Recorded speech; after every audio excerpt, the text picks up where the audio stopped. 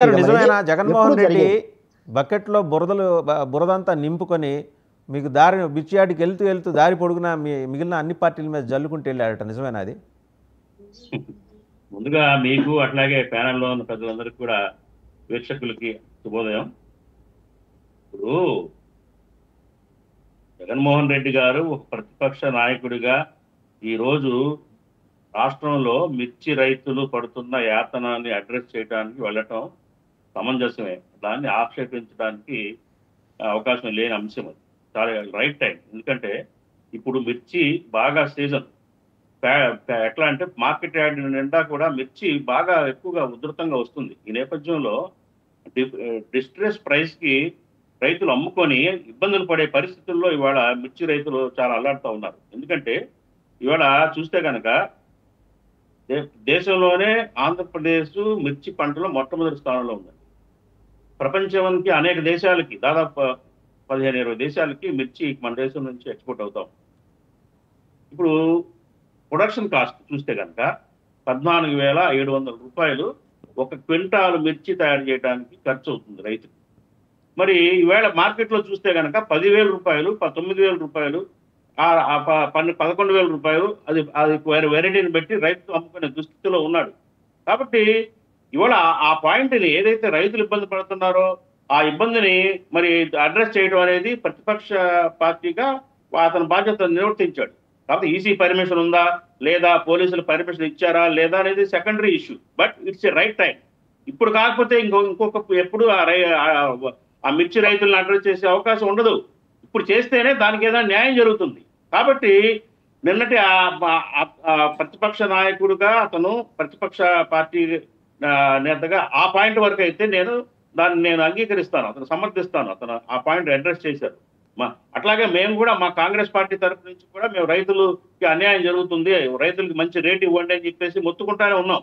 ఇప్పుడు ఇందాక రఫీ గారు కానివ్వండి, జనసేన మిత్రుడు కానివ్వండి మాట్లాడుతూ మేమేం చేయాలి, ఎక్కువ విదేశాల్లో కొంటలేదు వద్దన్నారు ఎన్నారు. ఇది అసమర్థత మాట. ఎప్పుడైతే ప్రభుత్వాల బాధ్యత అది, రైతులు పండించే పంటని కష్టపడి పండించే పంట రేటు గనక రాకపోతే డిస్ట్రెస్ ప్రైస్ కి అండర్ ప్రైసింగ్ జరుగుతుంటే గనక ప్రభుత్వాలు కొనాలి. ప్రభుత్వాలు దేనికి ఉన్నాయి? ప్రభుత్వాలు మార్కెట్ దేనికి ఉంది? ఎందుకు నిర్ణయం చేసుకోలేదు? మార్కెట్ ద్వారా కొనాలి. స్వామినాథన్ కమిషన్ చెప్పింది ఏంటి? ఏదైతే ప్రొడక్షన్ కాస్ట్ అవుతుందో ప్రొడక్షన్ కాస్ట్ 50% మించి ప్లస్ యాడ్ చేసి మద్దతు ధర ప్రకటించమని చెప్పేసి చెప్పారు. స్వామినాథన్ అనేక పంటలకి. దాంట్లో మిర్చికి వాళ్ళు చూస్తే కనుక 14,500 రూపాయలు గిట్టుబాటు ధర, 22,000 రూపాయలు అన్నా కానీ ధర రావాలి.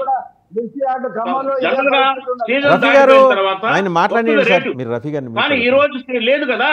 తక్కువకి నష్టానికి అమ్ముకొని ఒక్కొక్క మిర్చి రైతు ఎకరాకి 40,000 నుంచి 50,000 రూపాయలు నష్టపోతున్నాడు. వాళ్ళని ఎవరు ఆదుకోవాలి చెప్పండి? ప్రభుత్వాల బాధ్యత కాదా? ప్రభుత్వం ఆదుకోవాలి. మార్కెట్ దేనికి ఉంది? చెప్పారు కదా రఫీ గారు, చాలా క్లియర్ గా చెప్పారు. జగన్మోహన్ రెడ్డి రఫీ గారు చాలా బాజీ గారు మీరు విన్నారో లేదో రఫీ గారు చాలా క్లియర్ గా చెప్పారు. మాది బాధ్యత కాదు, ఏం తెలియదా ఇంటర్నేషనల్ మార్కెట్ లో ప్రైస్ లేకపోతే ఏం చేస్తామని అడిగారు ఆయన. అది కూడా తప్పు. అప్పుడు కూడా రైతు సంఘాలు వ్యతిరేకించినాయి. 7,000 ఏంటి, 7,000కి ఎలా గిట్టుబాటు అవుతుంది, నష్టపోతామని. అది సమంజసమైన ధర కాదు. అప్పుడు కూడా ఆయన 7,000 ప్రకటించి చేతులు దులుపుకున్నాడు. అప్పుడు అన్యాయం గురయ్యాడు రైతు. 7,000 కాదండి, దీనికి సరిగ్గా టెక్నికల్ ప్రొసీజర్ ఉంది. ఏంటంటే మార్కెట్ ద్వారా ప్రభుత్వం కొనాలి, కనీసం కేంద్రం చేత కొనిపించాలి. కేంద్రం అన్ని పంటలకి మద్దతు ధర ప్రకటిస్తూ ఉంది, కానీ అధికారికంగా మరి మిర్చికి మద్దతు ధర ప్రకటించట్లా. స్పైసెస్ బోర్డు అని ఒకటి ఉంది కేరళలో, కొచ్చిన్లో. ఆ స్పైసెస్ బోర్డు కింద మిర్చిని కూడా తోసేసి వాళ్ళు అనిపిస్తున్నారు, కనీసం పట్టించుకోవట్లా మిర్చికి ఏం చేయాలనేది. అందుకనే రైతులు ఏం డిమాండ్ చేస్తున్నారంటే మిర్చికి కూడా ఒక బోర్డుని సపరేట్ గా అరేంజ్ చేయండి. మీరు పసుపుకి అరేంజ్ చేసినట్టు. అంటే బాజీ గారు has raised a valid point. Baji గారు మళ్ళీ మీ దగ్గరకు వస్తా, ఒకసారి వాలిడ్ పాయింట్ మీరు రైజ్ చేశారు. ఒకసారి శేఖర్ రెడ్డి గారి దగ్గరికి వెళ్దామండి. బాజీ గారు మీరు ఒక బోర్డు ఏర్పాటు చేయండి, రైతు యొక్క పరిస్థితిని మానిటరింగ్ చేయండి. అది government of India has to take a call అండి దాని మీద. ఒకసారి బాజీ గారు ఏమండి ఒక మాట, నాకు టైం ఇవ్వండి, ఒకటే నిమిషం. ఎక్స్పోర్ట్ ధర ఇవాళ ఈ రోజు రేట్ చెప్తున్నాను, 1,72,767 రూపాయలు 54 పైసలు ఇవాళ రేటు ఉంది. క్వింటాలు టన్ను ఎగుమతి అవుతుంది ఆ రేటుకి, $1988.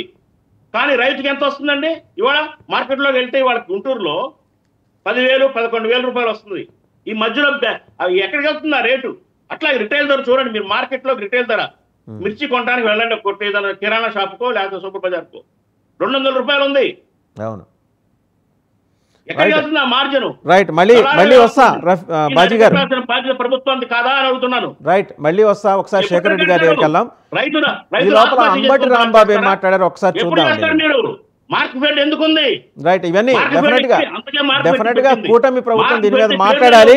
బాజీ గారు ఒక్క నిమిషం ఆగండి. అంబటి రాంబాబు గారు మాట్లాడి చూసి ఒకసారి శేఖర్ రెడ్డి గారి దగ్గర అంబటి రాంబాబు గారు ఏం మాట్లాడారు?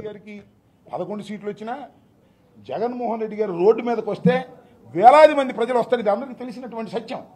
40% ఓట్ షేర్ ఉన్నటువంటి రాజకీయ పక్షం ఒకే ఒక్కడు 40% తెచ్చుకున్నాడు. మీలాగా 4-5 కలిసి కాదు. అంత ప్రజాదరణ కలిగినటువంటి వ్యక్తి రోడ్డు మీదకి వస్తుంటే Z+ సెక్యూరిటీ ఉంటే లోకేష్ మాట విని పోలీసులు పక్కన పెడతారా? ఏమండి నాకు అర్థం కాలేదు. ఎంత దుర్మార్గం అండి. తొక్కిసలాట, అల్లాడిపోయాం, పోతే పోయాం, కానీ మాకేం అభ్యంతరం లేదు. తొక్కిసలాట, గందరగోళం. జగన్మోహన్ రెడ్డి గారి దగ్గరికి వెళ్ళి పక్కన నుంచోవాలన్నా కూడా ఇబ్బంది పడేటువంటి పరిస్థితి. ఒక్క పోలీసు లేడు. మేమే మంత్రులు అటు ఇటు కింద పడి మీద పడి అటు పడి ఇటు పడి సర్దుకున్నాం. కనీసం ప్రెస్ మీట్ ఇలా పెట్టుకుందామంటే జనం వచ్చి మీద పడిపోతున్నారు, రైతాంగం వచ్చి మీద పడిపోతున్నారు. జగన్మోహన్ రెడ్డి గారిని చూడాలనేటువంటి తాపత్రయంతో ముందుకు వస్తున్నారు.